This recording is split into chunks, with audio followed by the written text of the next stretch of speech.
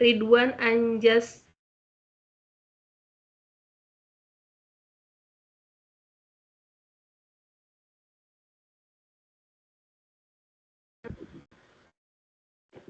Ada Ridwan Anjas. Ini juga belum hadir. Mila Amelia. Hadir, Bu. Rita Nur Hotimah. Hadir, Bu. Oke. Yang Alfa Dea Dianiko. Hadir, Bu. Devi Anissa Budi Rahayu. Hadir, Bu. Oke. Mia Nur Halifah. Hadir, Bu. M. Budi Romandon. Hadir, Bu. Gatot Budi Prasetyo. Hadir, Bu. Vina Meritasari. Hadir, Bu.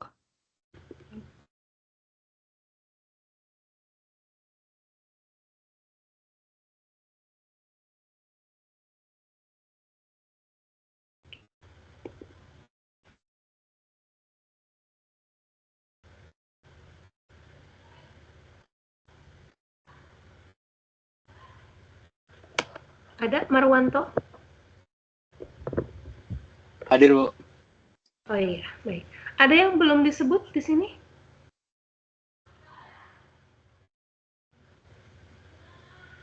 Nggak ada ya?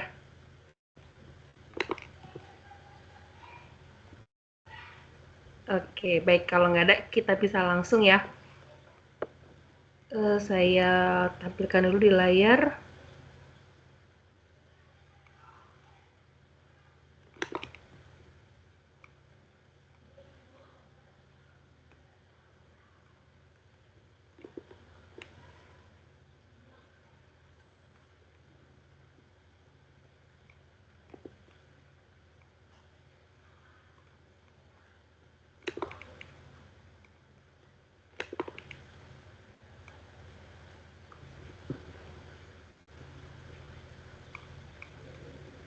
Mohon izin, apakah di layar sudah terlihat?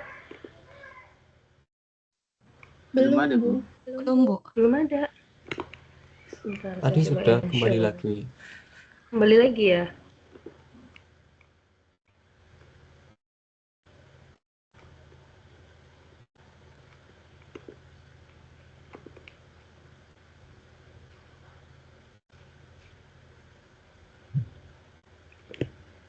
Ini kelihatan? Sudah, Bu. Sudah kelihatan. Sudah ya? Ya, baik. Oke, ini saya coba untuk slideshow ya. Takutnya kayak tadi lagi, keluar lagi. Saya coba slideshow. Ini terlihat? Terlihat, Bu. Terlihat, Bu. Terlihat, Bu. Oke, ya baik. Yuk kita mulai di awal. Saya mau nanya dulu nih. Kira-kira waktu kalian ketemu yang namanya kata-kata akuntansi, itu yang terbayang di pikiran kalian apa sih akuntansi itu? Hitungan, Bu. Oke, hitungan. Ada lagi? Laporan, Bu. Laporan. Oke, ada lagi? Data keuangan. Gimana? Suaranya kurang jelas? Data keuangan. Data keuangan.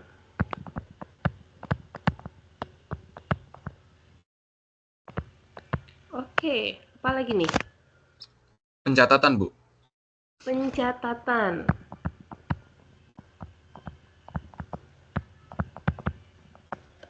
Yuk, ada lagi?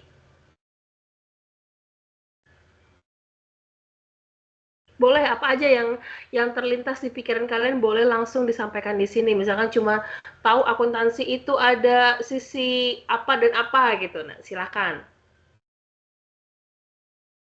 Barangkali mungkin dengan akunnya ada yang sudah familiar dengan akun-akun di akuntansi. Debit, kredit, Kas masuk, kas Oke, keluar. sudah ada yang menyebutkan debit dan kredit ya. Debit dan kredit. Yuk, ada lagi nggak? Bukti transaksi, kas masuk, kas Bukti keluar. transaksi. Itu lengkap banget. Kas masuk, Kas keluar. kas keluar. Oke. Tadi ada yang bilang juga bukti ya. Bukti transaksi. Oke, terus? Pengembalian. Pengembalian, retur ya. Kita sebut dengan retur. Oke, ada lagi?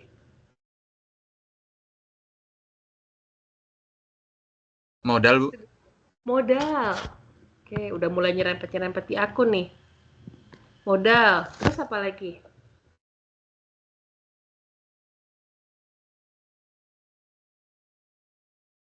Ada? Ada lagi nggak? Oke, ini kayaknya udah mulai agak warming up-nya udah oke, udah jalan ya. Jadi memang akuntansi ini tadi yang sudah disebutkan sama teman-teman ini semua betul ya. Di dalamnya kita akan belajar mengenai hitungan. Tapi tenang, kita hitungannya ya hitungan secara ekonomi gitu kan ya. Jadi hanya tambah, kurang, kali, bagi gitu kan ya. Nggak ada hitung-hitungan yang seperti di matematik. Lalu ada yang kita sebut sebagai laporan. Jadi nanti memang dengan mengetahui atau mempelajari akuntansi ini, diharapkan kita bisa menyusun laporan keuangan.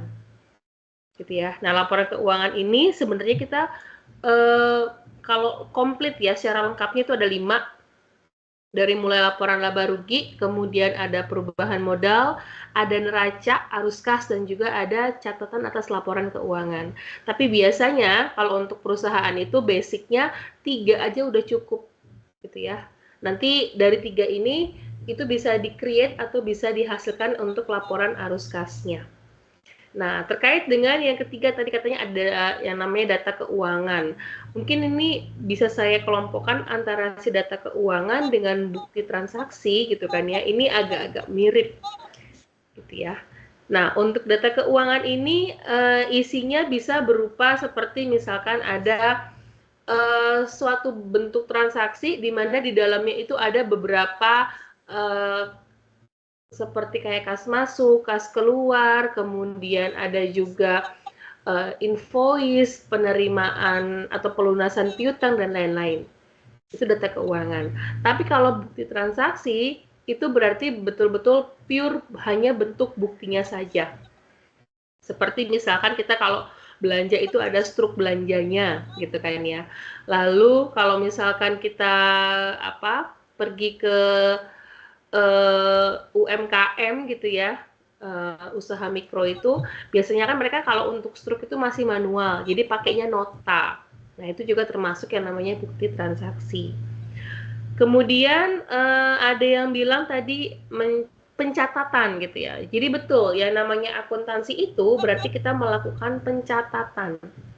Apa yang dicatat? Nah, yang dicatat ini adalah bukti transaksi tadi itu kita tuangkan dalam bentuk pencatatan pembukuan berganda atau double entry ya. Itu yang kita sebut sebagai jurnal. Nah, kemudian tadi ada yang mengatakan debit dan kredit. Jadi debit dan kredit itu hanya merupakan posisi peletakan dari akun-akunnya saja. Gitu. Jadi kalau misalnya kita pergi ke bank itu kan persepsi antara debit sama kredit itu adalah bertambah berkurang gitu ya. Nah, kalau di akuntansi, debit dan kredit itu tidak selalu bertambah dan juga tidak selalu berkurang. Gitu. Jadi debit kredit itu hanya menjelaskan posisi akunnya itu ada di mana. Kemudian tadi ada yang mengatakan kas masuk dan kas keluar. Ya, kas masuk dan kas keluar itu adalah bagian dari jurnal gitu kan, dimana kalau nanti kita berhadapan sama akuntansi perusahaan dagang, di situ ada kas masuk dengan kas keluarnya. Kemudian yang berikutnya kita punya retur. Nah, retur ini itu artinya adalah contohnya saya beli barang ke toko A gitu kan. Lalu barang tersebut sampai di tempat saya. Biasanya sih terjadi kalau retur ini gara-gara transaksinya itu tidak face to face, tidak melihat barangnya secara langsung, tapi hanya dikirimkan via online. Itu yang retur. Nah, ketika barangnya sampai di kita, ternyata dari sekian banyak barang tersebut, ada beberapa yang mungkin kriterianya tidak sesuai dengan apa yang kita pesan. Mungkin kualitasnya nggak sama, lalu mungkin barangnya ada yang cacat atau spoilage gitu kan ya. Sehingga kalau misalkan tadi kita nggak sesuai itu, di awal ada kata-kata, oke, silahkan boleh dikembalikan. Nah, itu adalah transaksi yang namanya retur.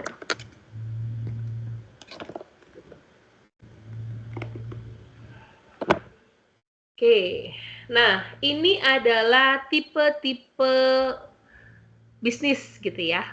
Ada tipe-tipe bisnis di sini. Paling gampang yang mana? Paling gampang itu sebenarnya yang paling bawah tuh. Ada bisnis jasa. Jadi kalau mau kita urutkan ya, dari yang paling mudah sampai yang paling agak-agak tricky untuk bikin laporannya, bisnis jasa ini menempati posisi nomor 1. Oops, sorry. Maaf sebentar ya.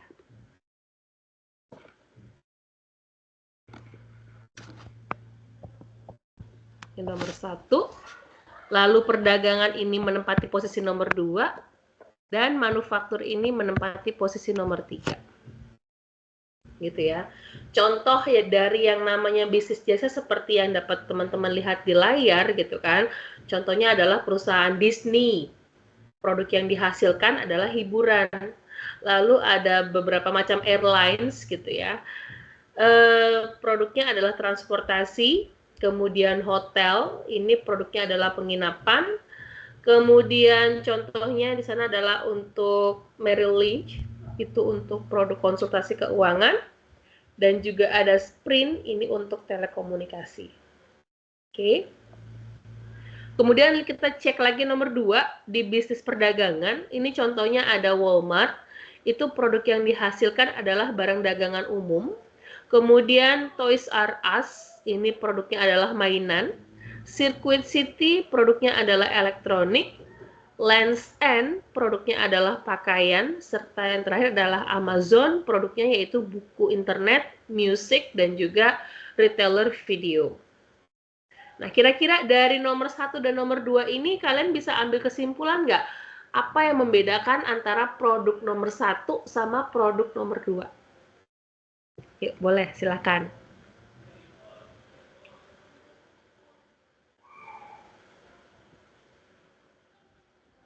Yuk, boleh. Yang mau speak up, boleh silakan dibuka open mic-nya.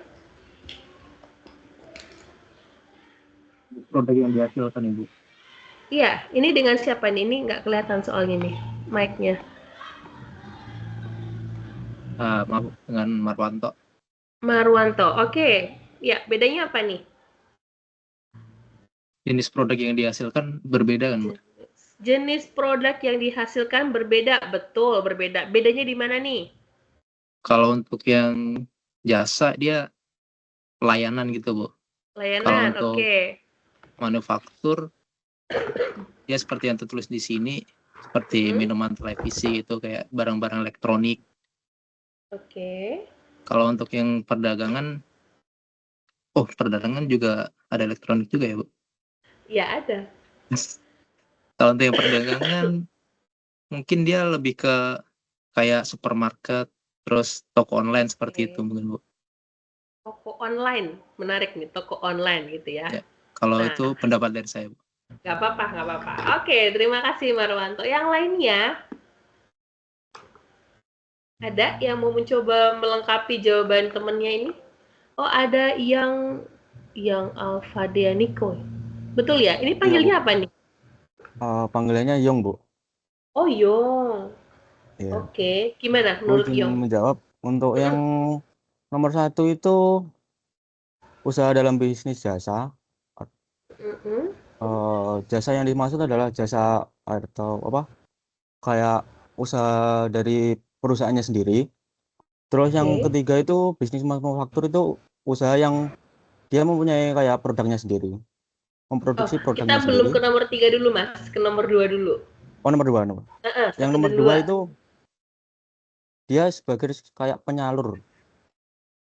Jadi kayak produknya itu di perusahaan yang berbeda. Contohnya seperti Amazon. Amazon itu sebagai penyalur dari penjualan perusahaan yang lain. Oke, distribute gitu berarti ya, distributor gitu kan ya? Kurang lebih seperti itu. Oke, baik. Terima kasih, Hyong. Yang lainnya ada lagi? Ayo, silakan. Boleh yang lainnya? Nggak ada nih. Saya, Bu. Oh, ada. Boleh. Siapa ini? Vina Meritasari. Vina. Oke, gimana Vina? Kalau perusahaan yang bergerak di bidang jasa, menurut saya itu lebih ke memberikan layanan atau keahlian pada pelanggan gitu. Kalau sedangkan perusahaan di bidang perdagangan itu kayak berfokus pada pembeli menjual barang secara fisik. Oh, pembeli menjual barang secara fisik. Iya. Artinya mungkin menurut kamu kalau di jasa bentuk barangnya nggak ada gitu kan ya? Iya, Karena kayak bentuk layanan jasa ya. sama keahliannya aja gitu. Oke, ya baik. Ada lagi, Vina? Cukup, Bu. Terima kasih. Oke, sama-sama. Ya, baik. Sudah ada 3 jawaban tadi dari teman-teman kalian. Saya recap dulu ya. Jadi benar, bedanya nomor 1 sama nomor 2 gitu ya. Kalau untuk perusahaan jasa, kita itu nggak bisa melihat produknya secara langsung. Jadi produknya itu secara fisik nggak bisa kita pegang gitu kan ya. Nggak bisa kita lihat. Tapi produknya ini bisa kita rasakan. Gitu kan ya. Siapa sih yang nggak tahu dengan hiburan gitu kan ya, seperti Disney. Kita kan nggak bisa melihat produknya, tapi kita bisa merasakan. Kalau misalkan tadi kan Disney punya tempat, kita kan bisa lihat tempatnya. Iya, tempatnya itu kan sebenarnya tidak dijual. Kita hanya menikmati hiburan di dalamnya. Nah, layanan jasa seperti ini itu sebenarnya satu hal yang paling mudah untuk ditentukan berapa banyak atau berapa besar nilai yang harus kita offer kepada customer gitu kan ya. Kenapa? Karena kalau misalkan tadi untuk jasa ini kita bisa pakai acuan atau benchmark dari beberapa perusahaan sejenis gitu ya. Nah, kalau misalkan untuk bisnis perdagangan seperti yang tadi di nomor 2 gitu, itu artinya kan tadi ada yang bilang distributor gitu kan ya, penyalur. Kita hanya membeli barang dari satu tempat, lalu kita jual lagi kepada konsumen. Nah, barangnya itu tidak berubah sama sekali. Gitu ya. Misalkan di sana ada contohnya Toys R Us gitu kan ya. Si Toys R Us ini menjual mainan kepada konsumen. Nah, si Toys R Us ini mungkin di sana dia punya distributor di awal itu yang memang menjual mainan tadi, tapi si distributor ini tidak langsung kepada end to end sama konsumen. Jadinya si Toys R Us ini ngambil dari perusahaan asal gitu kan ya, kemudian sama si Toys R Us mainan ini langsung dijual kepada konsumen, tapi tidak merubah bentuknya sama sekali. Ya. Nah, kemudian kita lanjut ke nomor 3. Di sana kita punya bisnis manufaktur. Nah, untuk bisnis manufaktur ini kita mirip seperti di bisnis perdagangan, tapi di dalamnya ada perubahan bentuk. Contoh perusahaannya di sana ada General Motors. Itu produknya seperti mobil, truk, dan juga van. Lalu ada Intel. Intel itu produknya ada chip komputer, ada Boeing, seperti produknya ada pesawat terbang jet. Lalu ada Nike, itu sepatu atletik dan juga pakaian. Ada Coca-Cola, produknya itu minuman. Lalu ada Sony, produknya televisi dan stereo. Lantas bedanya apa 2 sama 3 gitu ya. Kalau tadi nomor 2 itu kita beli dari toko A, jual kepada konsumen, bentuk barangnya tetap sama. Kalau nomor 3, kita beli dari pabrikannya, masuk di perusahaan kita atau di pabrik kita, itu kita olah dulu. Kita olah dulu, lalu kemudian menjadi produk jadi, baru jual kepada konsumen gitu ya. Jadi istilahnya untuk bisnis manufaktur ini adalah pabrikan. Jadi kita mengolah dulu sampai menjadi bentuk yang diinginkan, baru kita jual kepada konsumen. Nah, sampai sini kira-kira ada yang mau ditanyakan terlebih dahulu?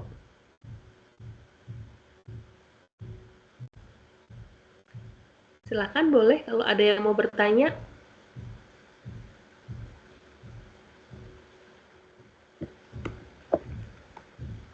Oke, belum ada ya.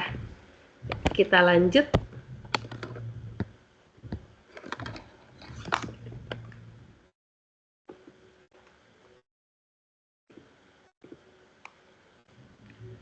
Nah, jadi apa itu akuntansi gitu kan ya? Akuntansi itu adalah aktivitas gitu ya yang terdiri atas satu, kita identifikasi peristiwa-peristiwa ekonomi yang relevan untuk bisnisnya. Jadi nggak serta-merta semua langsung dicatat, tapi kita identifikasi terlebih dahulu mana yang memang betul-betul tadi relevan sama bisnis kita. Gitu ya. Misalkan kita bisnisnya adalah jasa, tapi kalau ternyata di dalamnya itu tidak hanya terkait dengan jasa yang kita hasilkan gitu kan ya, artinya kita nggak akan mencatat semuanya. Yang kedua, mencatat peristiwa-peristiwa tersebut untuk memberikan data historis dari aktivitas-aktivitas keuangan perusahaan. Jadi nanti di situ akan kita catat based on dari periodenya. Nah, si aktivitas keuangan ini itu semuanya otomatis harus tercatat dengan rapi. Rapi itu artinya tidak hanya dalam bentuk transaksinya aja, tapi juga ada bukti transaksinya. Tadi kan ada yang sudah bilang di depan ya, ada bukti transaksi. Lalu yang ketiga, terakhir di sini, akuntansi itu adalah mengomunikasikan informasi yang diperoleh kepada para penggunanya. Nah, lewat apa nih cara informasinya?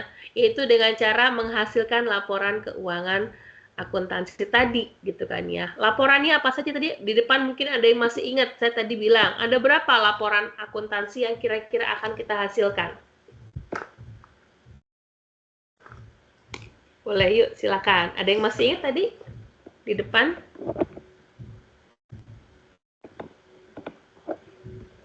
Laporan laba rugi. Oke, betul.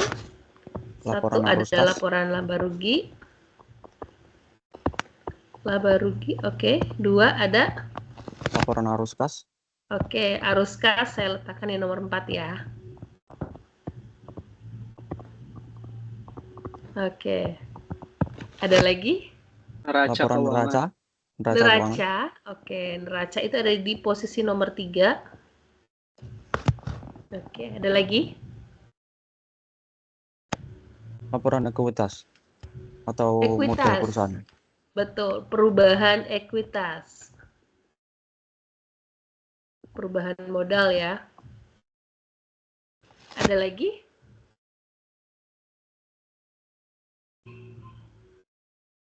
Ayo, satu lagi tuh. Catatan laporan. Betul, catatan atas laporan keuangan, CALK, calek. Oke, kita suka bilangnya nomor 4 dan 5 itu nggak penting sih, memang. Karena yang paling utama nomor 1 sampai dengan nomor 3. Dan ini nggak boleh dibolak-balik ya. Jadi urutannya yang pertama harus menghasilkan laporan laba rugi dulu. Jadi nggak tiba-tiba langsung saya mau bikin perubahan modalnya. Nah, itu nggak bisa. Jadi ini urutannya, kalau mana yang harus diprioritaskan itu nomor 1 sampai dengan nomor 3. Kira-kira seperti itu. Oke.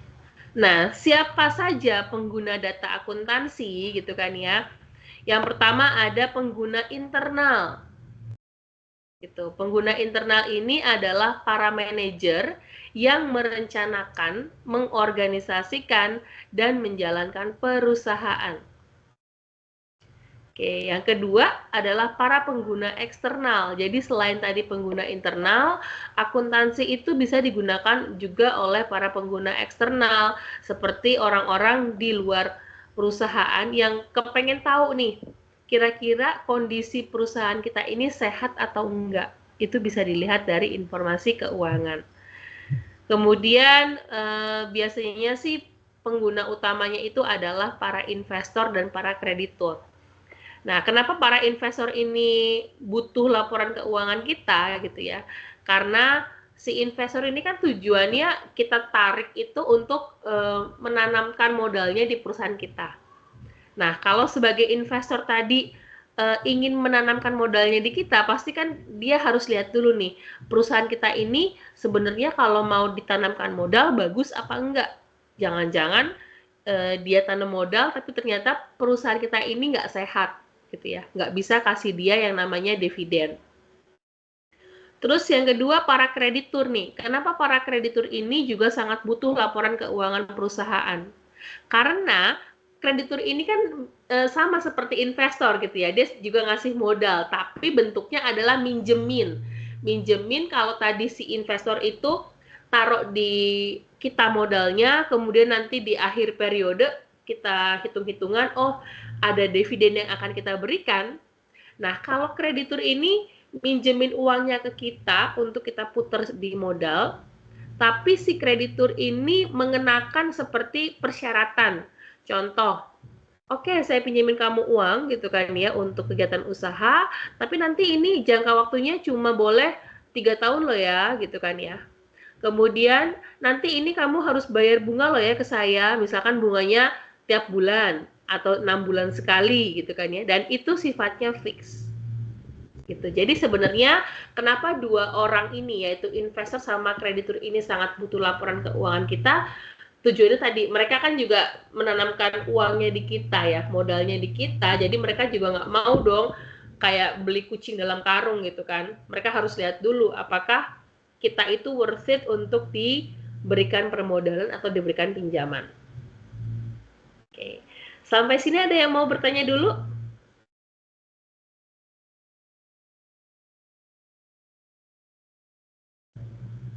Silahkan, boleh. Ada yang mau bertanya?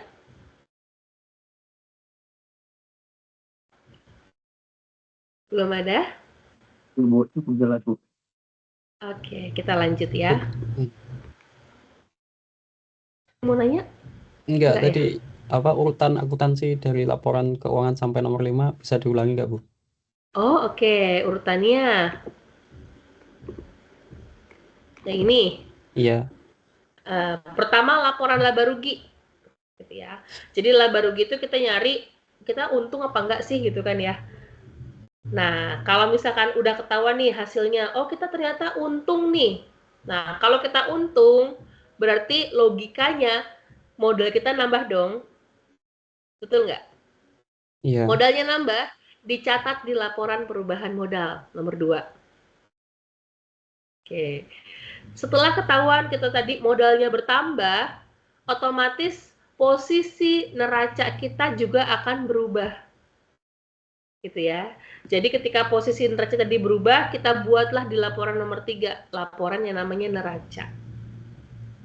Jadi kita nggak akan bisa mengerjakan neraca kalau perubahan modalnya nggak dikerjakan dulu. Gitu ya. Oke, jelas? Jelas, Bu. Terima kasih. Oke. Ya, sama-sama. Kita lanjut.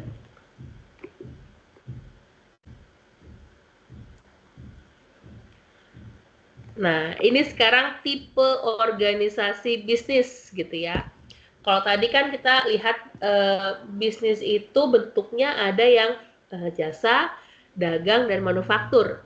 Nah, sekarang tipenya gitu ya. Ini juga ada 3 nih tipenya. Yang pertama, yaitu tipe perseorangan atau proprietorship. Definisinya adalah suatu jenis usaha yang memang dimiliki oleh satu orang. Artinya, yang punya modal dia sendiri, yang menjalankan juga dia sendiri, gitu kan ya. Yang bikin laporan juga dia sendiri. Kalau misalkan tiba-tiba terjadi laba atau rugi gitu kan ya, semua keuntungan ataupun kerugiannya itu masuk ke dia sendiri. Gitu ya. Itu kalau kita lihat di sana gambarnya kan kayak warung ya. Warung. Saya kata kalau di Jepang warung-warung kayak di Indonesia tuh ada nggak tuh? Ada, Bu. Ada, Bu. Ada ya? Ada. Ada. Nah, warung itu kan modalnya kecil apa besar? Kira-kira. Tergantung Tergantung warung yang skala mau bikin warungnya. gimana, Bu? Skala warungnya. Oke. Kalau misalkan skala warungnya yang agak besar, mungkin modalnya cukup besar gitu kan ya. Iya. Tapi kita biasanya akan bertanya juga sih, kira-kira kalau dengan warung yang cukup besar itu apakah iya modalnya cuma sendirian? Gitu kan. Nah, most of dari warung tadi gitu kan ya, modalnya itu biasanya kecil. Nah, kelebihannya adalah dengan modal yang kecil tadi, itu mudah untuk diorganisasikan. Kenapa lah? Kan uangnya cuma punya dia sendiri. Kalau misalkan tadi untuk bikin warung tadi, itu modalnya patungan dari si A, si B, si C gitu kan ya. Itu kan berarti akan ada 3 kepala di sana yang berpikir bahwa, oh saya mau warungnya seperti ini, saya mau seperti itu, dan seperti yang lainnya. Gitu. Sehingga kalau proprietorship tadi betul-betul pure hanya dimiliki oleh satu orang, itu untuk melakukan koordinasinya sangat mudah karena cuma dia sendiri. Dan biaya untuk mendirikannya itu jauh lebih rendah. Ya. Cuma kekurangan tadi, kan modalnya sedikit. Berarti kan kalau dia mau memperluas usahanya, logikanya adalah ya dia harus tambahin modalnya pakai uang pribadi dia, gitu kan. Dan yang kedua, ya kalau misalkan tadi dia bilang uangnya udah nggak ada lagi gitu ya, ya sudah, berarti warungnya hanya akan sebesar itu saja. Kekurangan yang kedua ini yang nggak enak dari warung gitu kan, ataupun si proprietorship tadi adalah kewajibannya tak terbatas. Yang disebut sebagai kewajiban tak terbatas ini adalah kalau misalkan tadi dia melakukan usaha, lalu dalam satu siklus periode itu tidak mendapatkan untung, nah ruginya tadi itu akan menggerus harta pribadi. Gitu ya. Ini tipe proprietorship. Berikutnya kita punya tipe yang namanya partnership. Coba gambarnya sama, tapi sama yang tadi bedanya apa? Ada yang notice nggak sama gambar tadi?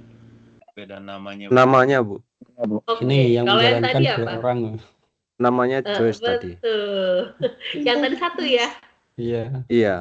Yang ini Joy and Martin. Oke, artinya apa sih partnership ini? Partnership ini dimiliki oleh 2 orang atau lebih. Jadi minimal tuh 2. Minimal 2 itu bisa jalan partnership. 10 boleh nggak? Ya boleh aja, tapi nanti di sini namanya jadi banyak. A, B, C, D, E, F, G sampai dengan J gitu kan ya. Nah, kelebihannya apa? Ini setingkat lebih baik dibandingkan dengan proprietorship karena sumber daya keuangannya jauh lebih besar dibandingkan tadi yang proprietorship. Kelebihan yang kedua, keahlian manajerialnya juga bertambah. Kenapa kok bisa bertambah? Kalau yang tadi yang ngerjain cuma sendiri, gitu ya, sambil ngelayanin, sambil ngembaliin uang, terus dia juga bikin pembukuan, gitu kan ya. Nah, ketika di sini sudah masuk ada 2 orang saja, berarti kan keahlian manajerialnya bertambah. Oh, kamu bagian ngelayanin sama ngembaliin uang deh, gitu kan ya. Saya bagian untuk pembukuannya misalkan. Nah, kekurangannya partnership ini sifatnya sama seperti proprietorship. Kalau ada kerugian tadi bisa menyedot harta pribadi. Makanya dikatakan kewajibannya tak terbatas. Sampai sini oke?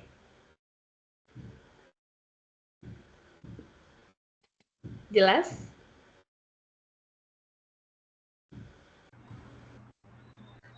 Jelas, Bu. Jelas, Bu. Baik, kita lanjut yang berikutnya.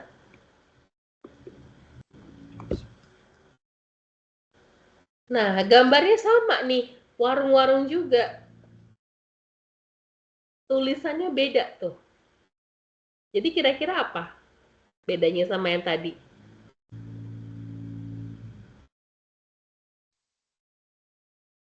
Adanya investor. Adanya investor, betul. Kalau kita lihat di sana, itu di belakangnya walaupun sama-sama ada JNM ya, Joy and Marty gitu kan ya, tapi di belakangnya ada kata-kata embel-embel incorporation. Kalau di Indonesia biasanya kita sebut dengan yang namanya seperti TBK. kayak PT, TBK gitu ya. Oke. Jadi, korporasi ini adalah entitas hukum yang terpisah berdasarkan undang-undang. Nah, sudah ada kata-kata undang-undang di sana, berarti di sini aspek legalitasnya jauh lebih diperhitungkan dibandingkan dengan yang dua tadi. Kelebihannya, sumber pendanaan tadi itu bisa jauh lebih besar dibandingkan si partnership gitu kan ya, tapi caranya adalah menerbitkan saham. Jadi kalau tadi kan Joy sama Marty itu patungan modalnya, patungan modal jadilah warung. Kalau di sini gitu ya, mereka di sini punya modal yang banyak, dapat dari mana?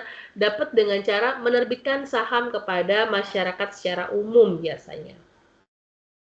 Cuma kekurangannya, perusahaan ini itu akan terkena pajak 2 kali alias double taxation.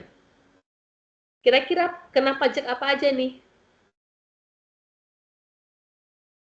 Ada yang tahu nggak? Kok bisa kena 2 kali? Pajak apa coba? Tadi kalau warung kena pajak nggak? Enggak mungkin. Enggak. Nggak.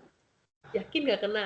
Ada. Kena dong. Ada. Kan Bisa usaha. kena loh. Bisa Kalau kena. misalkan tadi si Joy ya, si Bapak Joy tadi itu dia misalkan, oh ternyata penghasilannya jauh di atas rata-rata yang PTKP tadi, penghasilan tidak kena pajak gitu kan ya.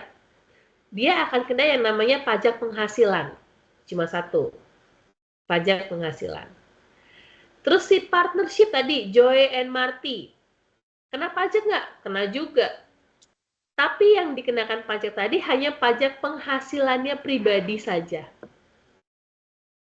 Oke. Nah, kalau yang ini, kenapa kenanya 2 kali? Karena ini bentuknya sudah badan usaha. Jadi, pajak yang pertama dia kenakan adalah pajak badan. Di laporan keuangan nanti ada yang namanya tax expense atau beban pajak. Dia kena pajak badan. Yang kedua, ketika sudah ada investor yang masukin dananya ke sana, investor ini akan mendapatkan yang namanya dividen. Nah, dividen itu juga dikenakan dengan yang namanya pajak penghasilan. Jadi kekurangannya dia kena 2 kali pajak, yaitu pajak badan sama pajak penghasilan. Sampai sini jelas? Jelas, Bu. Jelas. Oke, kita lanjut ya.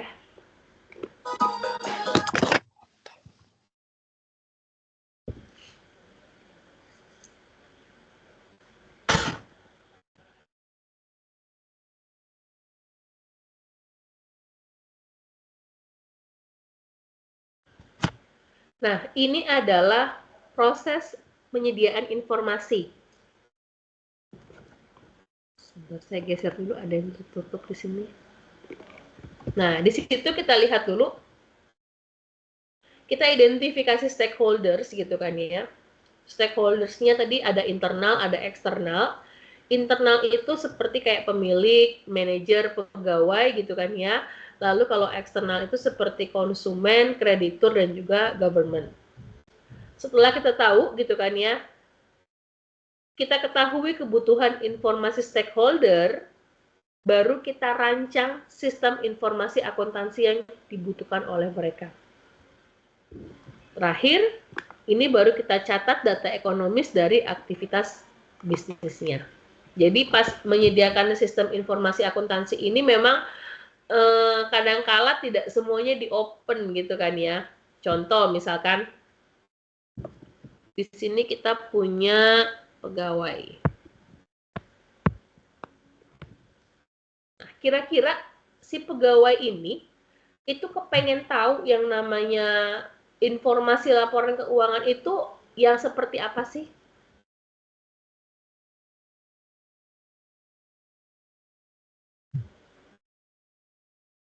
Oke, by the way ini kan kalian semua kerja kan ya? Ya, Bu. Nah, di tempat di perusahaan atau di mana kerjanya? Di perusahaan. Perusahaan, Bu. Oke, perusahaan. Pernah pengen tahu nggak laporan keuangan perusahaannya kayak apa?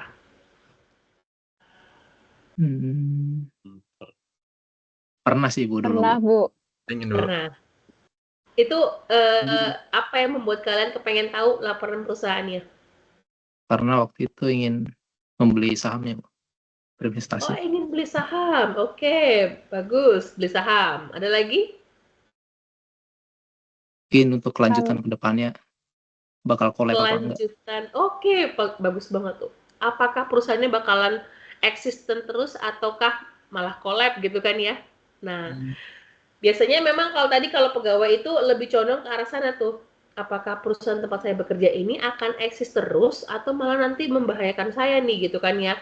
Tiba-tiba nanti collab atau bagaimana gitu ya. Kalau tadi udah dibilang mau beli saham gitu kan ya, artinya kecondongan kamu itu selain sebagai pegawai juga sebagai investor. Tapi investornya dari sisi internal gitu ya, bukan eksternal.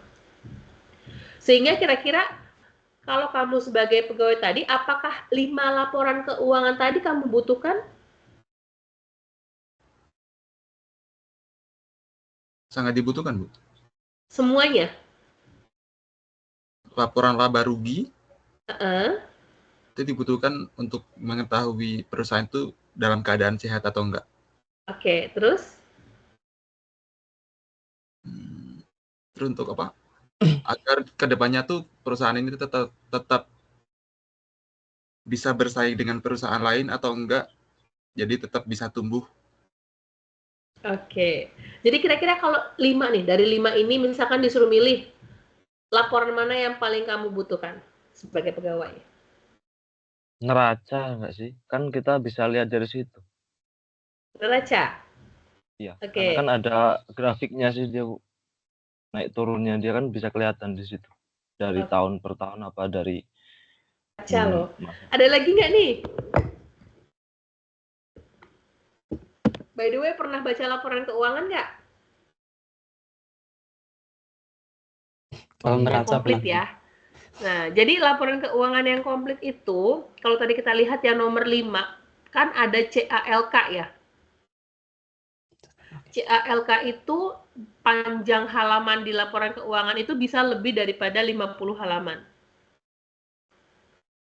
Gitu ya. Jadi kalau saya sebagai pegawai ya, saya lebih prefer udah saya mau lihatnya laporan laba ruginya saja.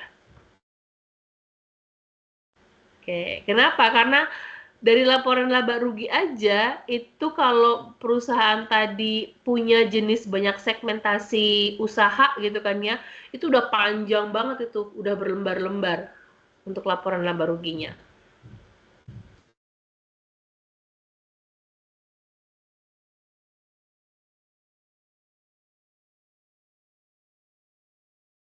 Kok hilang? Keluar ya? Mental.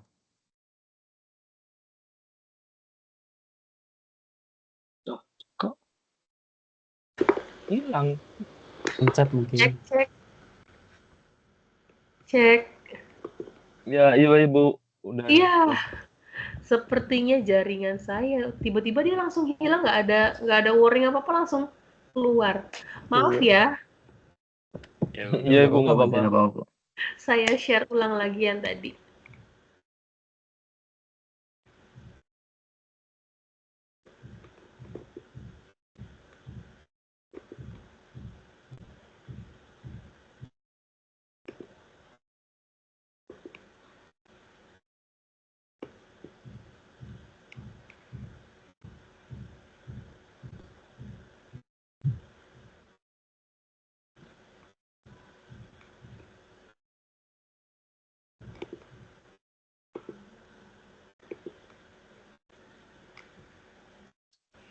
Kok jadi gini ya, berbeda sebentar ya. Ini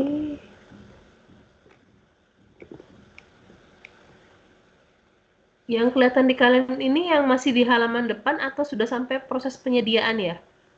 Sampai proses penyediaan. Oh, sudah ya? Iya.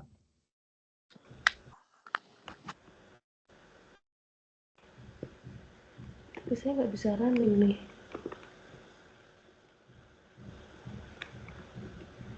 Sebentar ya, saya coba lagi.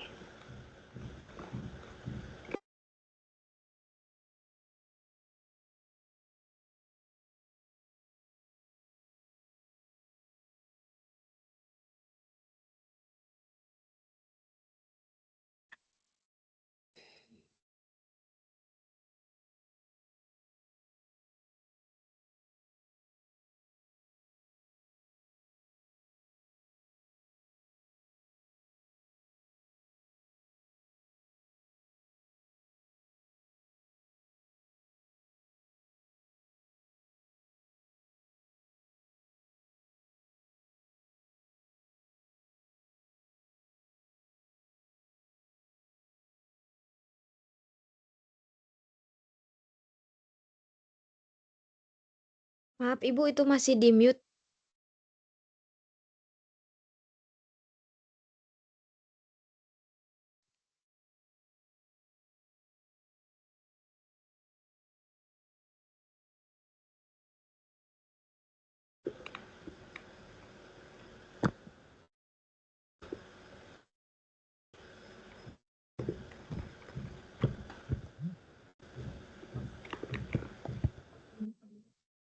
Oke, apakah sudah suaranya?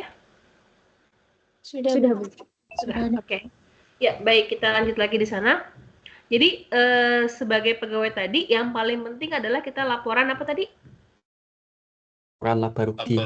Laba rugi. Oke, laba rugi. Nah, kalau misalkan dari laba rugi itu kan kita bisa tahu ya perusahaannya ini benefit atau enggak gitu kan. Nah, setelah itu kalau misalkan saya kayaknya kurang nih kalau cuma laba rugi doang gitu ya. Ya, gimana? Ada yang mau nanya? Tadi kayaknya ada suara. Nggak ada ya? Oke, baik. Jadi kalau misalkan tadi dari laba rugi itu kita bisa tahu nih perusahaannya bagus atau enggak gitu ya. Kan kelihatan dong dari hasil operasionalnya dia antara si revenue sama expense-nya gitu ya, pendapatan sama bebannya ini lebih besar yang mana. Nah, kemudian kalau misalkan saya pengen tahu lebih lanjut lagi nih, saya nggak kepengen lihat hanya laba ruginya doang, tapi saya kepengen kira-kira apakah perusahaan ini bisa memberikan hal yang lebih positif lagi. Contohnya, saya mau ambil dari neraca. Kenapa neraca? Tadi kan ada yang bilang, kelihatan tuh semua di neraca. Betul. Tapi kalau hanya dikasih neraca doang tanpa analisis gitu kan ya, itu nggak berarti apa-apa. Karena yang namanya neraca itu harus kita lakukan analisis terlebih dahulu baru bisa ketahuan maknanya. Contohnya apa? Misalkan kita kepengen tahu perusahaan saya ini, tempat saya bekerja ini, itu liquid apa enggak? Liquid itu artinya asetnya ini mudah untuk dijadikan cash atau tidak gitu ya. Itu nanti kita bisa lihat dari rumus yang namanya rasio lancar, CA per CL. Ini dikatakan baik perusahaan itu kalau rasionya ini lebih besar sama dengan 1. Ya. Artinya apa nih? Di neraca itu kita bisa lihat bahwa current asset gitu ya, CA itu adalah current asset alias aset lancarnya lebih besar atau minimal sama dengan utang lancarnya. Gitu. Jadi ada CA per CL. Terus yang lainnya apa? Yang lainnya nanti ada banyak lagi tuh. Ada sekitar 17 lebih rasio gitu kan ya yang bisa kita ulik-ulik di laporan keuangan ini. Sampai sini kira-kira jelas? Kalau current CL itu current apa, Bu? Kalau Current CA liability. Current kan liability. Iya. Utang lancar kita sebutnya. Iya. Oke, clear?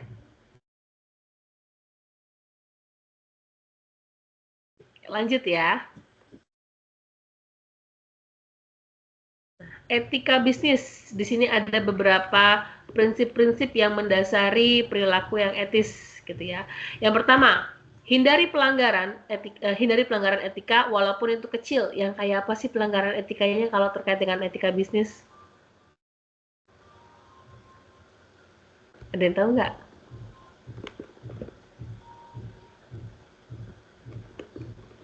Yuk, apalagi?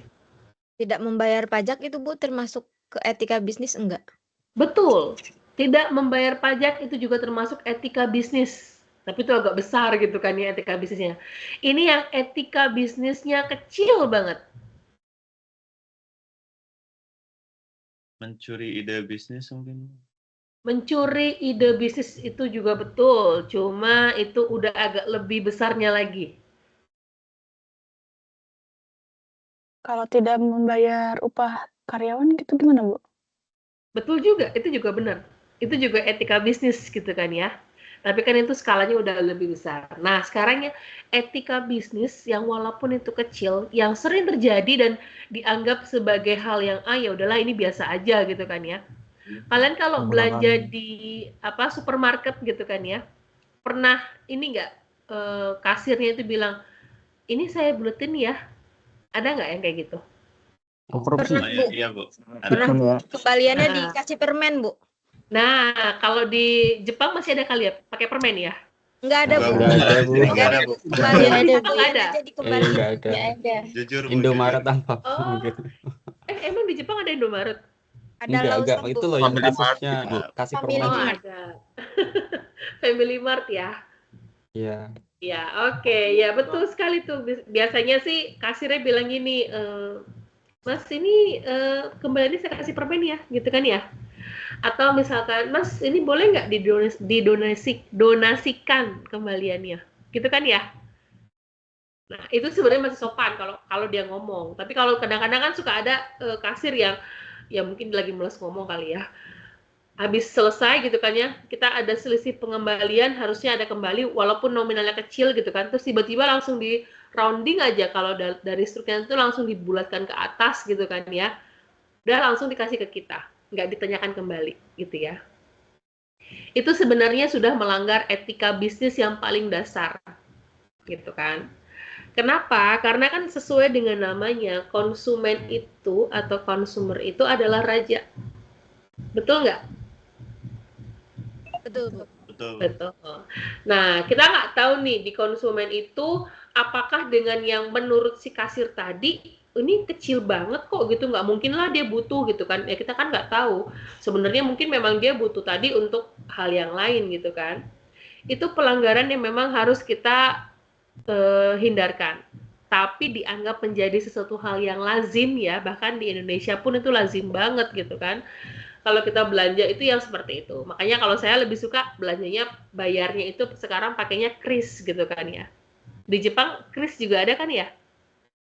Ada Bu. Scan GoPay mungkin barcode. Bu, yang pembayaran elektronik kayak gitu. Iya betul, pakai pembayaran elektronik. Jadi lebih enak yang kayak gitu kalau saya akhirnya sekarang daripada saya ribut sama kasir gitu kan ya.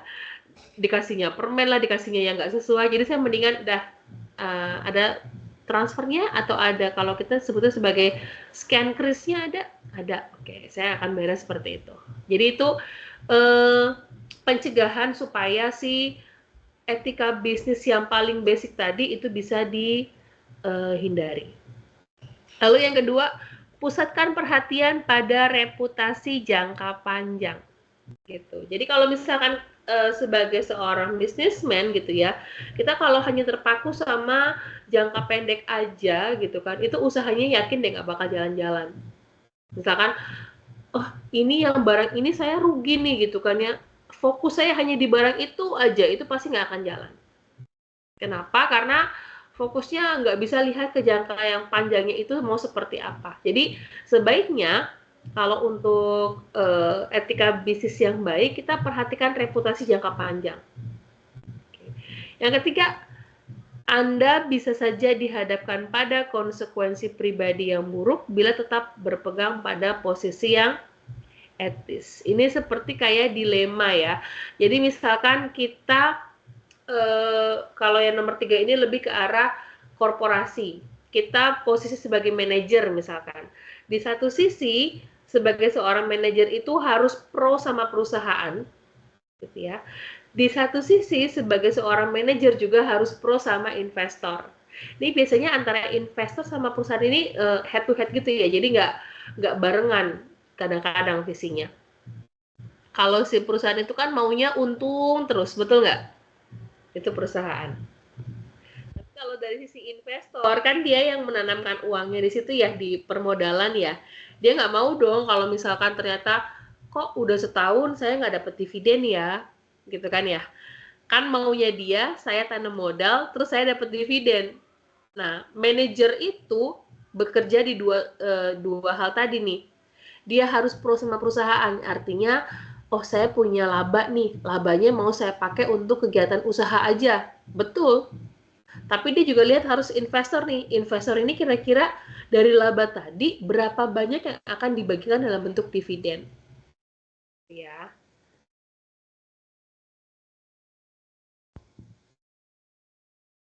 Lalu ini ada profesi akuntansi, ya. Nah, yang pertama di sini akuntan yang dipekerjakan oleh sebuah perusahaan bisnis atau organisasi nirlaba itu kita sebut sebagai akuntansi privat, ya. Jadi kalau dia perusahaannya adalah nirlaba itu kita sebut sebagai akuntansi.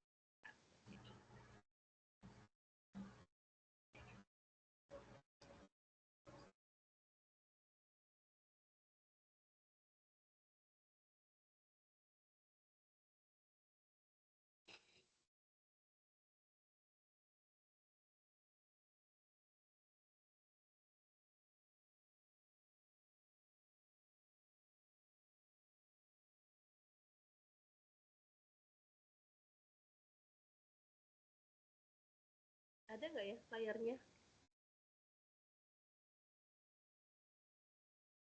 Ada, Bu. Ada, Bu. Baik. Kemudian kalau misalkan untuk akuntan yang stafnya menyediakan jasa berdasarkan imbalan bekerja gitu kan, jadi di sana ada profit gitu ya, itu kita sebut sebagai akuntansi publik. Jadi kalau privat itu biasanya di pemerintahan atau perusahaan-perusahaan yang nirlaba nggak menghasilkan profit sama sekali gitu ya. Sedangkan untuk yang public accountant ini dia kerjanya sama kayak di PT gitu ya, di TV itu disebut sebagai akuntan publik. Privat itu adalah sektor pemerintah, publik itu adalah sektor swasta. Sedangkan untuk bidang-bidang akuntansinya itu nanti ada akuntansi keuangan dan juga ada akuntansi manajemen. Di tengah-tengahnya itu sebagai link antara akuntansi keuangan dengan akuntansi manajemen, di situ ada yang namanya akuntansi biaya.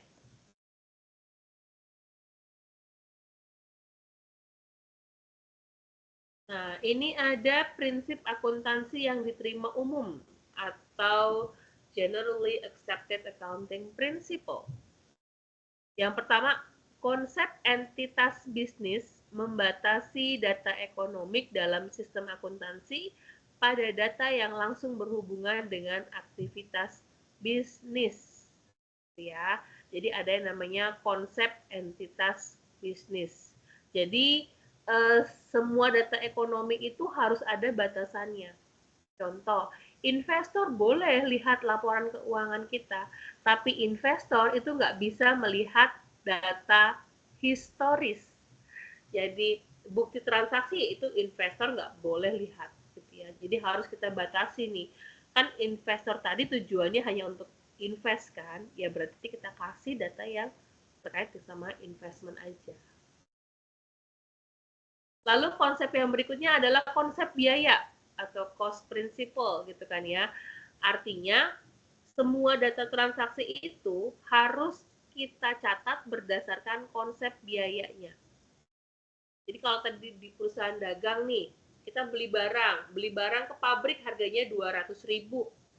Terus pas beli barang tersebut itu ada ongkos kirimnya. Ongkos kirimnya misalkan 15.000. Berarti yang kita catat dalam akuntansi itu adalah 215.000 untuk harga barangnya. Konsep berikutnya adalah konsep objektivitas, yaitu mensyaratkan catatan dan laporan akuntansi berdasarkan pada bukti yang objektif, gitu ya. Jadi kalau tadi dibilang boleh saya aku 215 asal di sana jelas. Yang pertama, ketahuan berapa harga dasarnya. Yang kedua, ketahuan nih 15.000 tadi itu apa. Jadi nggak cuma langsung kita tembak 215.000 tapi nggak ada dasarnya sama sekali. Konsep berikutnya adalah konsep unit. Jadi kalau di akuntansi itu pas nyatet nanti harus ada satuan nominalnya. Apakah mau dicatat dalam bentuk rupiah kah? Atau mau dicatat dalam bentuk dolar gitu ya. Itu harus ada. Yuk kita mulai masuk ke hitung-hitungan dasar nih. Nah, di sini kita punya persamaan akuntansi gitu ya. Ada harta, kewajiban, dan juga ada ekuitas pemilik gitu ya. Kira-kira ada yang baru dengar dari 3 item ini?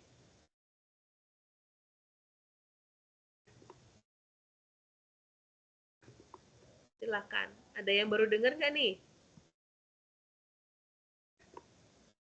Yang mengenai ekuitas pemilik, Bu. Ekuitas pemilik. Oke, kalau ekuitas ini saya ganti dengan kata-kata ini, kira-kira gimana?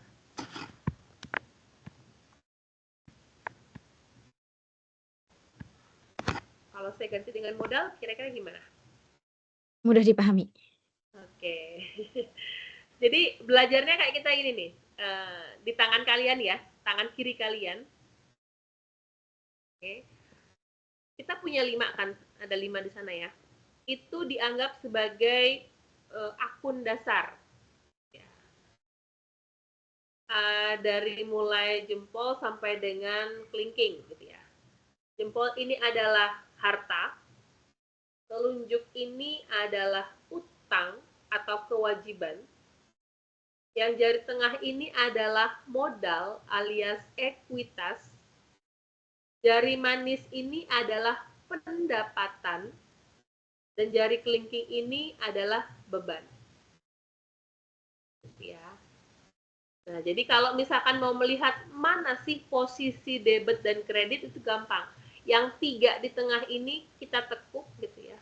Nah, ini adalah posisi normalnya akun-akun akuntansi. Nomor 1 tadi ada harta, nomor 5 ada beban. Utang. Beban. 5 beban. Oke. Kita ulang lagi. Tadi jempol apa? Harta. Harta. Telunjuk. Utang. Kewajiban. Kewajiban. Jari tengah. Modal. Ekuitas. Modal atau ekuitas. Jari manis. Pendapatan. Terakhir. Beban. Beban. Nah, untuk yang 2 jari terakhir ini tambahan doang nih sebenarnya. Makanya di layar ini yang kalian lihat hanya 3 tuh. Harta, utang, sama modal. Gitu ya. Harta itu adalah sumber daya yang dimiliki oleh perusahaan. Bentuknya nggak cuma cash ya. Nanti kita punya piutang, kita punya aset seperti kayak mobil, bangunan, tanah gitu ya. Terus kewajiban itu adalah hak dari kreditor yang mencerminkan utang perusahaan. Dan yang terakhir itu adalah modal alias hak dari pemilik. Oke. Transaksi bisnis yaitu peristiwa ekonomi yang secara langsung mengubah kondisi keuangan perusahaan atau secara langsung mempengaruhi hasil operasi bisnis. Kita lihat di sana. 1 November, Chris Clark memulai sebuah bisnis yang diberi nama Net Solution. Chris Clark itu menyetorkan 25.000 ke bank atas nama Net Solution. Oke, jadi ini kita masuknya di korporasi ya. Jadi Chris Clark ini ambil uang ke bank. Nah, kemudian dari bank itu 25.000 disetor kembali kepada banknya Net Solution. Jadi nggak boleh digabung nih antara banknya si Chris Clark sama banknya Net Solution. Net Solution itu nama perusahaannya. Ini kira-kira efeknya kemana ya di laporan persamaan dasar tadi? Gitu kan. Tadi kan harta sama dengan modal, utang tambah modal, gitu kan ya? Jadi yang berpengaruh, hartanya bertambah, kasnya bertambah 25.000, modalnya bertambah 25.000. Kanan kiri imbang atau balance? Balance. Balance. Sampai sini oke ya, yang A. Nah, yang B, Net Solution menukarkan 20.000 untuk tanah, gitu kan ya. Ketika dia bilang beli tanah, berarti uang cashnya berkurang dong. Betul ya? Uang cashnya berkurang 20.000. Tapi di satu sisi, tanahnya dia nambah. Betul? Betul. Kalau di jumlah, sisi kiri 25, sisi kanan juga tetap 25.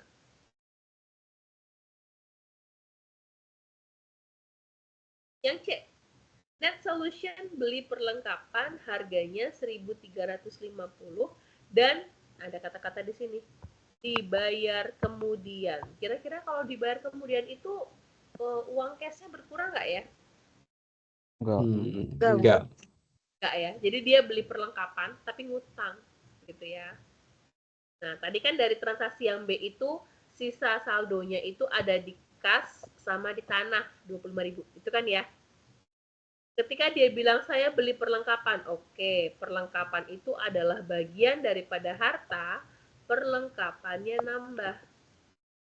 Tapi dia bilang dibayar kemudian. Artinya utang dagangnya juga nambah. Kalau di jumlah, saldo yang sebelah kiri dengan saldo yang sebelah kanan, balance nggak? Balance. Balance ya. Sampai sini oke? Oke. Oke, Bu. Oke, Bu. Lanjut ya. Masuknya kan. Net Solution menyelenggarakan jasa kepada pelanggannya dan dia mendapatkan imbalan 7.500 diterima tunai. Jadi dia ngasih jasa kepada pelanggan, di imbal baliknya adalah dia dapat uang tunai 7.500. Oke. Efeknya di mana kalau seperti ini? Uang kasnya nambah dong. Betul ya? Betul. Nah, uang kas nambah, modal nambah nggak? Nambah, Bu. Nambah. Nah, modal nambah, tapi kita kasih keterangan. Ini modalnya nambah dari mana? Dari yang namanya pendapatan jasa. Clear sampai sini? Saldo kiri dan kanan apakah sama? Sama. Sama, Bu. Sama ya. Jadi nanti setiap kali transaksi tetap dibuat seperti ini. Kalau nggak sama, berarti ada yang salah dalam transaksinya. Oh. Berikutnya, Net Solution bayar beban. Ada beban gaji, beban sewa, beban utility, dan juga beban lain-lain. Kalau dia bayar beban, ada kata-kata membayar beban. Berarti uang cashnya bertambah atau berkurang ya? Berkurang. Nah, di jumlah 2.125 tambah 800 tambah 450 tambah 275, katanya totalnya 3.650 nih. Oke, uang kasnya berkurang 3.650. Modalnya si Chris berkurang juga nggak? Berkurang. Oke, berkurang 2.125 dari gaji, 800 dari sewa, 450 dari utilities, dan 275 dari lain-lain. Sekarang apakah posisi kiri dan kanannya sama? Sama, Bu. Sama. Tetap sama, Bu. Sama. Jadi kalau tadi kan di sini baru ditampilkan 3 ya. Harta, utang, modal. Padahal kita masih punya dua tadi tuh, yaitu pendapatan dan Beban. beban. Nah, pendapatan dan beban itu akan mempengaruhi ini, ekuitas.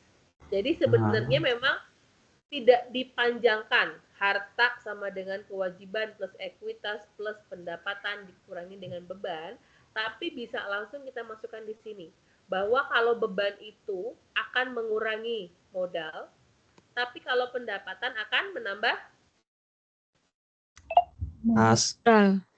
modal, Bu. Ekuitas. Nah, kalau mau dipanjangin boleh nggak? Boleh. Misalkan saya mau panjangin gini, harta sama dengan utang ditambah modal ditambah pendapatan dikurangi dengan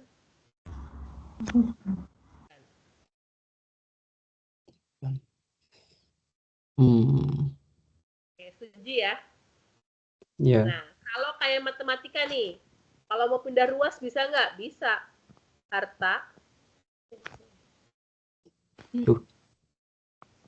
Harta dikurangi dengan beban, ditambah dengan beban sama dengan utang ditambah modal ditambah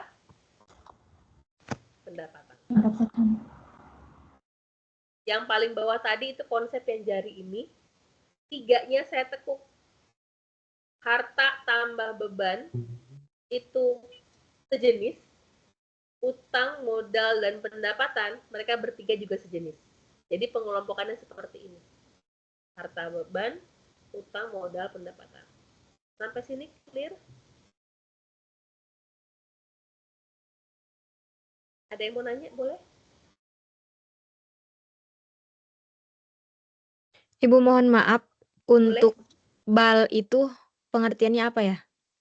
Untuk BAL. ini Tulis BAL itu Balance. kepanjangan dari balance. Saldo. Ini balance namanya. Saldo awal. Ya, terima kasih, Bu. Oke, sama-sama. Ada lagi?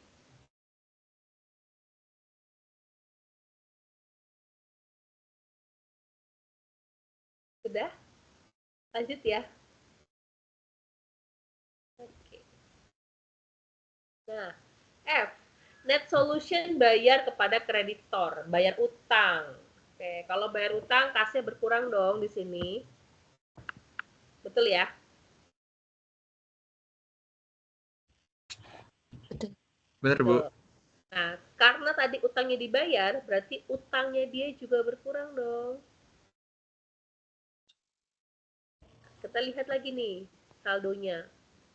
Apakah kiri dan kanan juga sama saldonya? Sama. Sama. Sama. Sama ya. Oke. Berikutnya, yang G. Pada akhir bulan, perlengkapan yang tersisa 550. Itu artinya ada 800 yang habis pakai katanya. Nah, kata-kata yang di bawah ini sebenarnya kalau di ujian itu nggak ditampakkan nih kata-kata ini, gitu kan ya. Saya cuma kasih misalkan redaktur seperti ini. Pada akhir bulan perlengkapan yang tersisa 550. Oke. Dapat dari mana 800 ini? Kita lihat. Perlengkapan kita tadi saldonya kan 1.350 ya di akhir periode ya. Iya. Nah, ternyata pas hitung-hitungan di gudang ini secara fisik sisanya 550. Jadi kalau dikurangi, ketahuan nggak berapa yang terpakai? Ketahuan, Bu. Ketahuan, Bu. Berapa? 800. Betul, yang kepakai 800. Betul ya? Nah, ini kita catat seperti ini.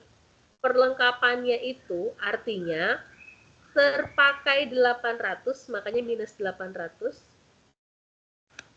Perlengkapan yang terpakai itu artinya modalnya si Chris juga berkurang sebanyak 800.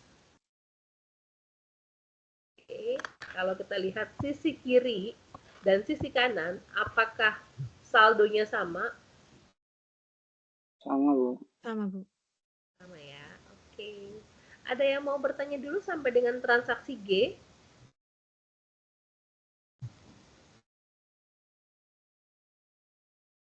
Silahkan kalau ada yang mau bertanya boleh.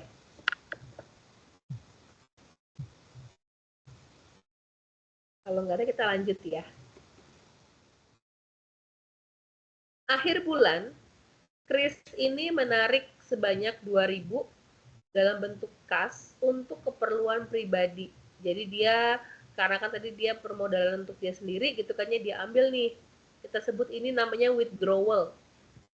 Oke, kalau dalam bahasa Inggrisnya kita sebut sebagai drawing atau penarikan pribadi atau withdrawal. Tapi kalau dalam bahasa Indonesia ini kita sebut sebagai prefer. Oke. Nah, diambil nih untuk keperluan pribadi dalam bentuk cash, berarti kan kasnya berkurang. Kemudian karena diambil berarti modalnya Chris juga berkurang. Apakah saldo sisi kiri dan sisi kanannya sama? Sama, Bu. Sama. Oke. Baik.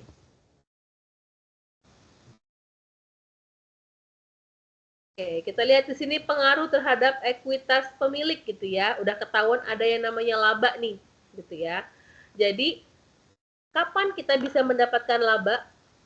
Laba itu terjadi kalau antara pendapatan sama bebannya lebih besar yang mana nih? Lebih besar pendapatan, Bu. Betul. Kalau pendapatannya di sini lebih besar, gitu, dibandingkan dengan beban gitu kan ya, berarti tercipta laba bersih. Tapi kalau pendapatannya lebih kecil daripada beban, timbulnya apa malahan? Rugi. Rugi. Nah, ini laporan pertama tadi kan ya. Laporan kedua tadi, laporan perubahan modal, ekuitas pemilik. Kalau saya punya laba, artinya modal pemilik atau modal saya akan bertambah. Tambah. Betul ya.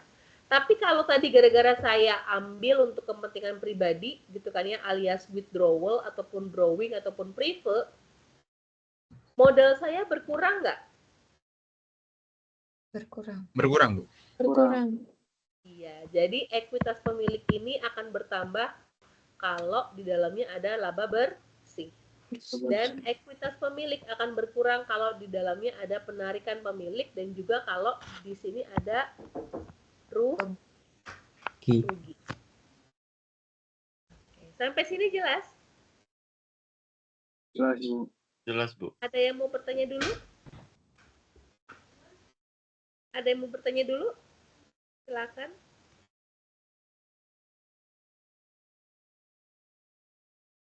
Oke, kalau nggak ada kita lanjut ya. Oke, ini sudah masuk di jenis laporannya ya. Ada laporan laba rugi, laporan perubahan modal, ada neraca, arus kas, terakhir, oh ini nggak disebutin ini ternyata.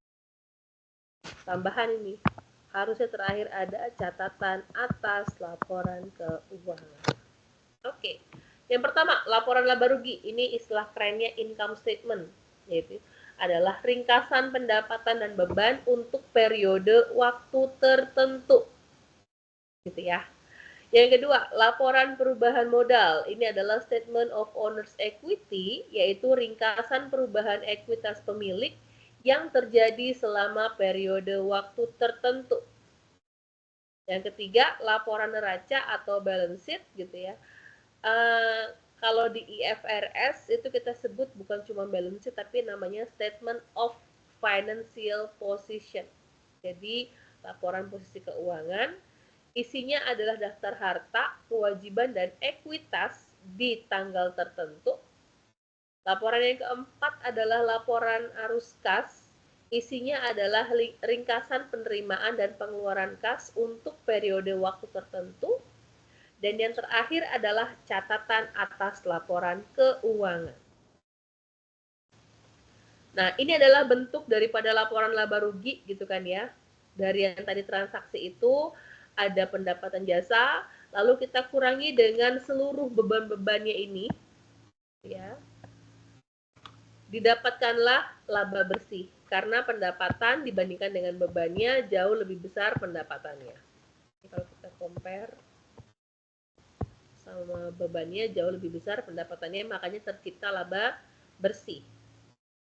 Yang berikutnya adalah laporan perubahan modal. Perhatikan yang ada kotak biru di sana. Ada angka 3050, itu kita ambil dari laporan laba rugi.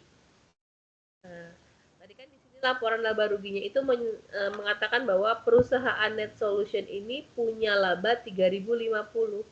Baru masuk laporan yang kedua, modal awal ditambah dengan laba bersih dikurangi dengan penarikan, ini adalah modal akhir.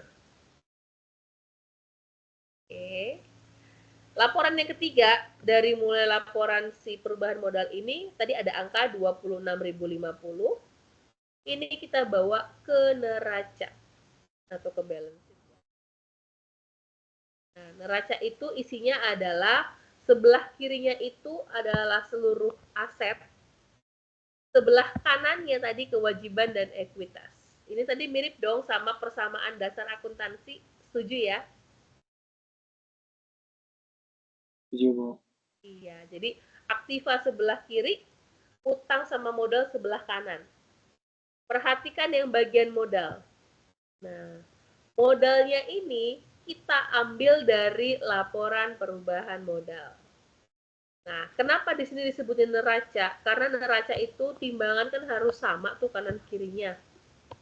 Jadi di sini saldo kanan sama saldo kiri ini harus sama.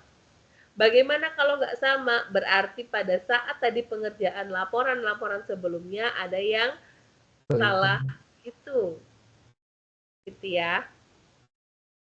Jadi akuntansi tantangannya di sini. Kalau bikin neracanya udah balance gitu ya, walaupun ini belum tentu benar juga kalau balance ya, itu kadang-kadang anak-anak tuh udah seneng banget, oh asik saya balance gitu ya. Padahal ya barangkali balance-nya di sini tuh pas kebetulan gitu ya. Kenapa? Karena pas mungkin sebelum-sebelumnya di laporan laba rugi itu banyak data-data beban yang belum masuk misalkan.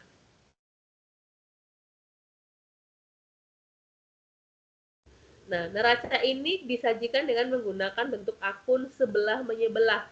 Ini bentuknya adalah bentuk laporan, gitu ya. Sebelah menyebelah ini bentuk yang paling formal kita gunakan untuk neraca. Atau ini boleh kita sebut sebagai T-form.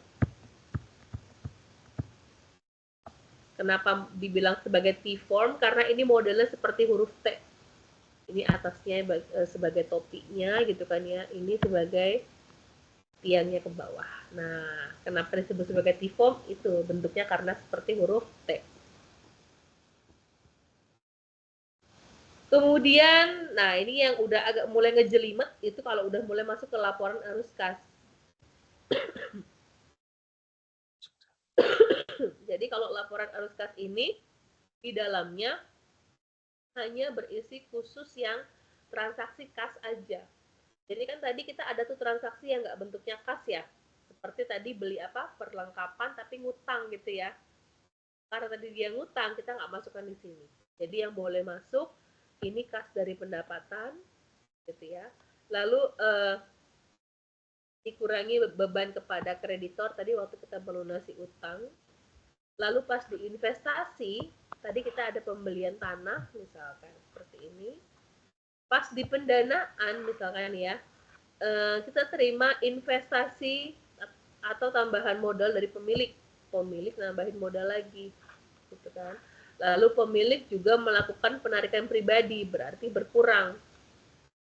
Jadi kalau sudah ditotal seperti ini, ketahuan ini. Ini adalah laporan arus kasnya. Kalau tadi kita lihat di laporan tadi kan, laba ruginya kan sekitar 3.050 gitu kan ya. Nah, arus kas bersihnya ternyata 5.900. Jadi, laba bersih sama arus kas bersih itu tidak selalu harus sama. Nah, cuma di sini arus kas bersih ini harus sama dengan saldo kasnya neraca. Oke, sampai sini materi kita selesai. Kira-kira ada yang mau bertanya?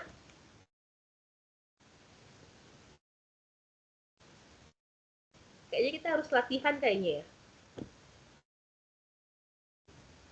Betul nggak nih? Bu. Betul ya.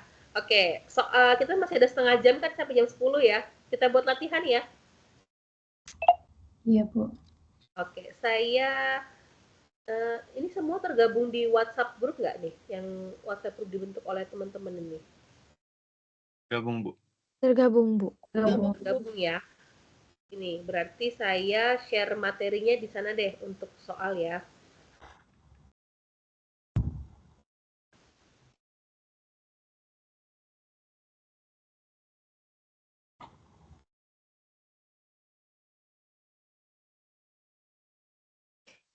Ibu, Ya, boleh. boleh minta tolong nanti PPT yang sekarang di sesi pertama dikirim ke grup? Boleh nggak, Ibu? Boleh, boleh. Terima kasih banyak, Ibu. Iya, boleh. Ini saya ada banyak soal sebenarnya. Ini sama kok, buku yang dipakai sama seperti yang kita pakai atau saya pakai di kampus ya. Cuma memang ini, oh ya, kalau di Jepang biasanya komunikasi menggunakan bahasa Inggris? Bahasa Jepang. Bahasa Indonesia. Oh, Indonesia. Kalau sama orang Indonesia ya pakai bahasa Indonesia. Oke. Kalau sama kayak penjual segala macam mereka lebih ke bahasa Jepang ya? Iya, Bahasa betul. Jepang. Iya, Bu. Oke. Ini saya ada transaksi. Saya coba share di grup ya. Mau berapa transaksi atau berapa soal? Ada banyak sebenarnya sini. 3 dulu Satu aja, aja. Bu. Tiga Satu aja dulu ya. cukup kayaknya, Bu. Satu Misalkan aja, waktu Bu. juga. Satu kan satu. Satu katanya. Satu kemudian dibahas bareng lagi gitu, Bu. Oh, bahas bareng. boleh. Iya, boleh. Nama grup kita apa ya? Bukan saya salah. Pengantar akuntansi, Bu. Itu web EKMA Web. 4115 pengantar akuntansi. Oh, yang itu web. Aduh, materinya berarti latihan soal aja. Enggak, tenang aja. Ini latihannya kita gampang kok. Ada yang ngomong bahasa Jawa kayak tadi di belakangnya. Bocor. Bocor.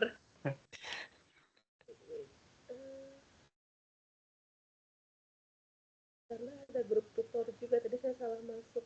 Itu web EKMA ya? Iya, betul, Bu. Iya, Bu. Iya benar, Bu.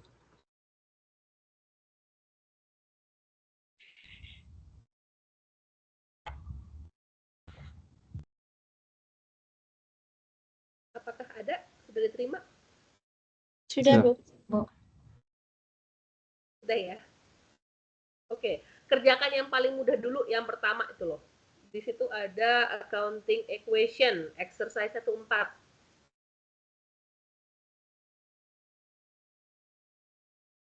Ada?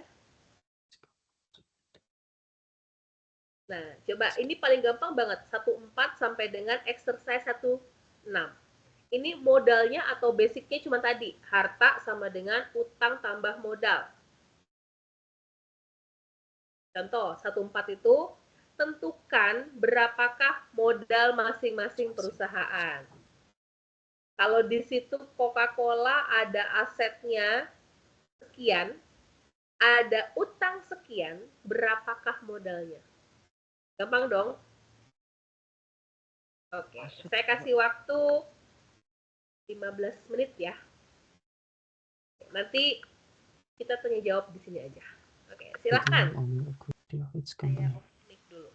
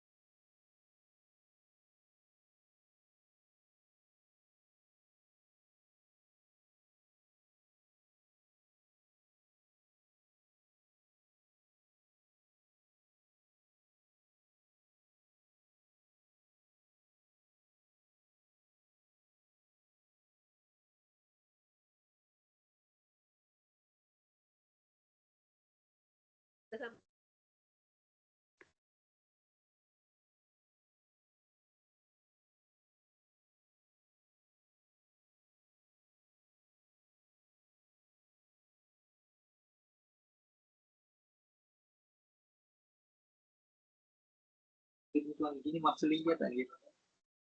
Sedikit lagi, oke. 3 menit lagi kita bahas ya.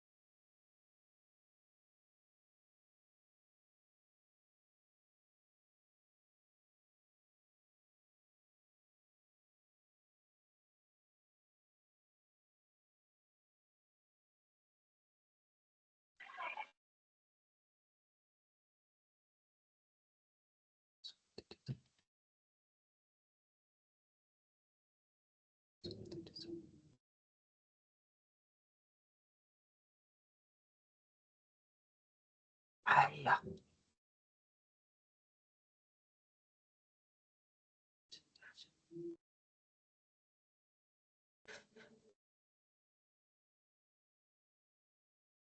Oke.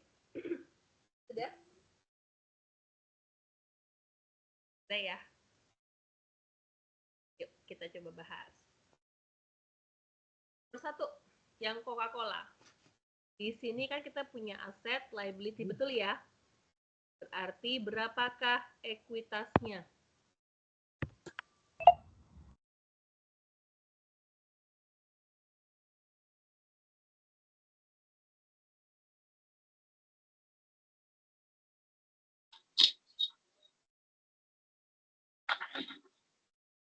Yuk, berapa ekuitasnya di sini?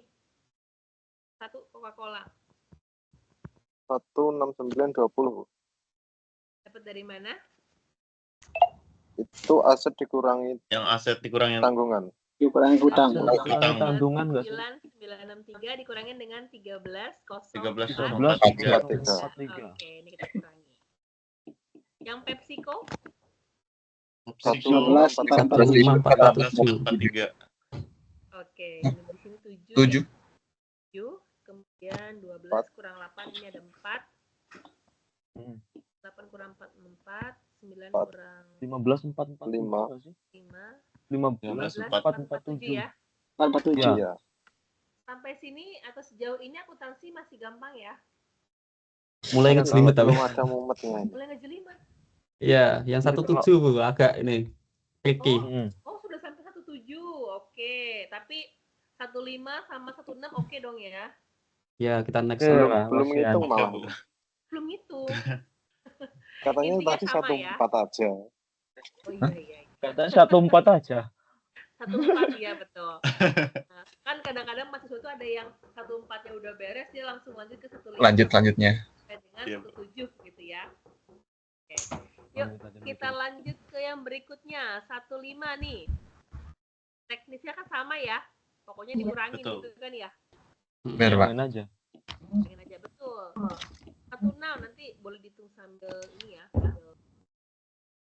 Ya. Biar kita bisa kejar ke 17 gitu kan. 16 juga sama ya konsepnya ya. Iya. Ya, oke. Ini sama konsepnya. Dari mana? Kurangin ataupun ditambah-tambahin gitu kan ya. Iya. Sama. Nah, tadi katanya Maaf Bu, suaranya kecil sekali Bu. Bisa. Suaranya kecil banget Bu. Iya. Suaranya kecil. Bisa lebih dideketin itu. Nah, itu kayaknya mikrofonnya kecil banget Ibu. Cek. Ini udah besar belum? Masih kecil. Banget Ibu. Ke 16 sama kedengeran makan. Ini sekarang kedengeran nggak? Kedengeran tapi kecil banget Ibu. Kecil suaranya.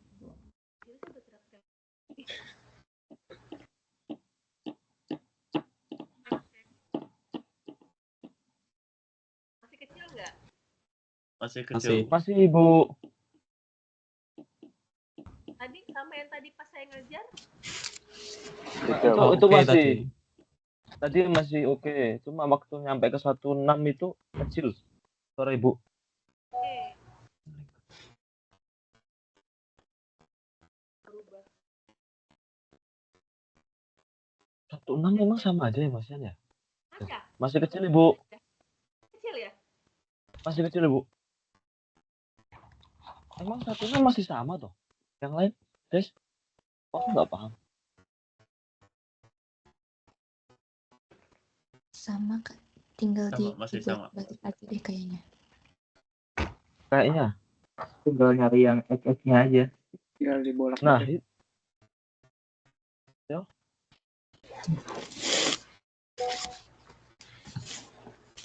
Gak teko kono soalnya kerja kan. 16 itu bukannya narik X-nya dengan cara ditambah.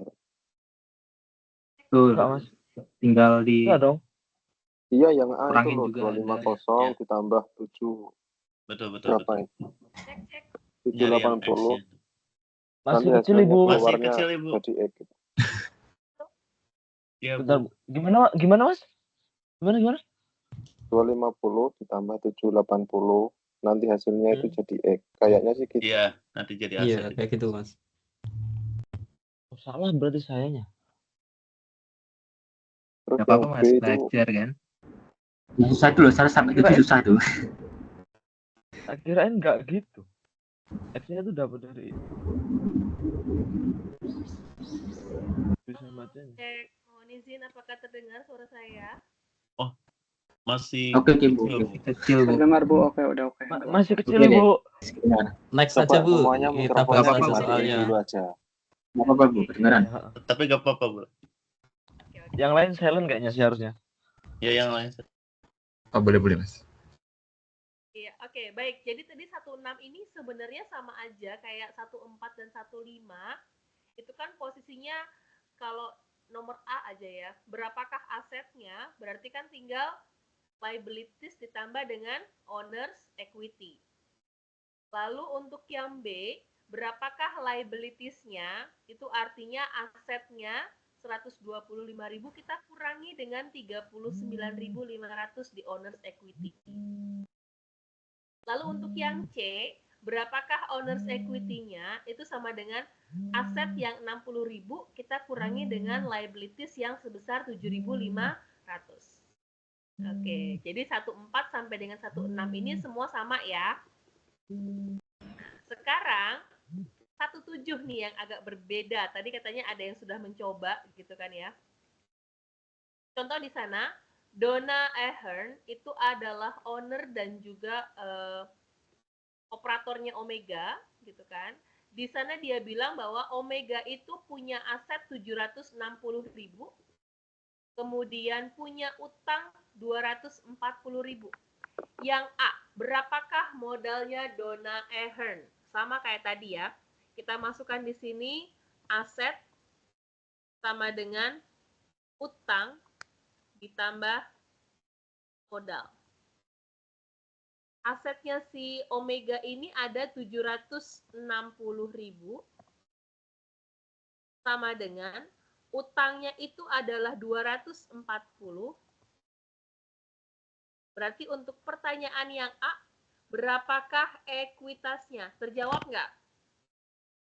Terjawab Bu. Ya Bu. Jawab ya. Terjawab Bu. 760 dikurangi dengan 240 ya. Ya Bu. Iya Bu. Jadi di sini kita letakkan berapa? 520. 520.000. Iya.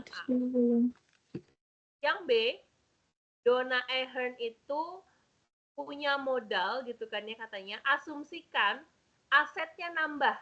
Jadi untuk yang B ini asetnya nambah. Aset nambah sebesar 120. Jadi berapa asetnya? 120. 880. Sama dengan 880. 880. Sorry, 880, sorry.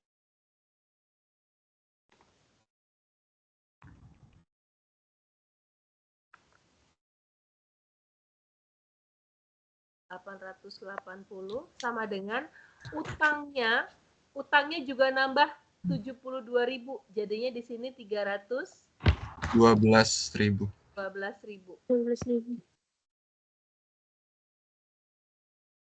Berapakah ekuitasnya? 568.000. 568.000. Oke. Poin C. Donna Ahern itu kan ya, asumsikan asetnya turun. Berarti asetnya turun sebanyak 60. Tinggal berapa? 700.000. 700.000 dolar. 700.000. 700.000. Kan dari 760 ya. Iya. Kemudian liabilities-nya naik 21.600. 600.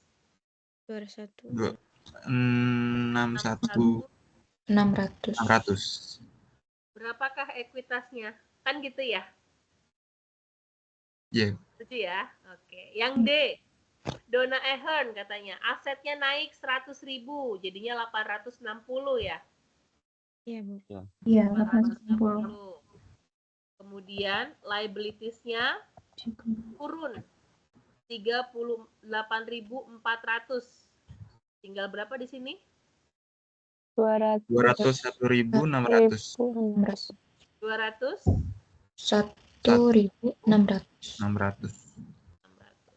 berarti berapakah ekuitasnya ini yang D? Yang E, net income atau net loss selama 2010 katanya. Asumsikan bahwa Desember tanggal 31 asetnya menjadi 960. Oke. Kemudian liabilities-nya 156.000. Tidak ada tambahan ekuitas atau investasi dan juga nggak ada pengambilan pribadi. Berapakah ekuitasnya? Udah. Cuma seperti itu. Itu yang exercise 17. Gampang ya? Iya, Bu. Oke. Baik. Aman. Oke. Ini kita kan karena sudah selesai waktunya ya, nggak apa-apa. Saya belum ngasih tugas karena kan katanya untuk tugas itu di pertemuan 3, 5, dan 7 kalau nggak salah. Iya, betul, Bu. Betul. Iya. Tapi tenang aja, yang tadi latihan yang sudah saya share, kalau mau buat latihan silahkan nanti kita bisa konsultasinya di grup. Oh, siap, Bu. Siap, Bu. Baik, Terima kasih, Bu. Baik, ini saya tutup dulu. Terima kasih untuk pertemuan kita hari ini. Sampai ketemu lagi kita minggu depan untuk perkuliahan pengantar akuntansi. Semoga nggak ada yang kapok belajar pengantar akuntansi ya. Ada, Bu. Iya, Bu. Iya, Bu. Saya belum pengalaman. absen, Bu. Ya? Absennya sudah apa belum? Ya Bu, terima kasih Bu. Saya belum bisa masuk di portalnya yang di layar ya. Tapi Cilayar. kalau di sini Enggak. tadi saya rekap, yang tidak hadir itu atas nama Rizky Purnamasari sama Siska Mutia sisanya. Betul nggak? Betul, Bu. Ya, sudah saya screenshot juga dari hasil di sini. Jadi aman ya. Nanti ini akan diselesaikan oleh admin dari UT untuk presensinya karena saya sendiri belum bisa masuk dari minggu kemarin untuk si layarnya. Oke. Baik. Ada lagi yang mau ditanyakan? Enggak, Bu.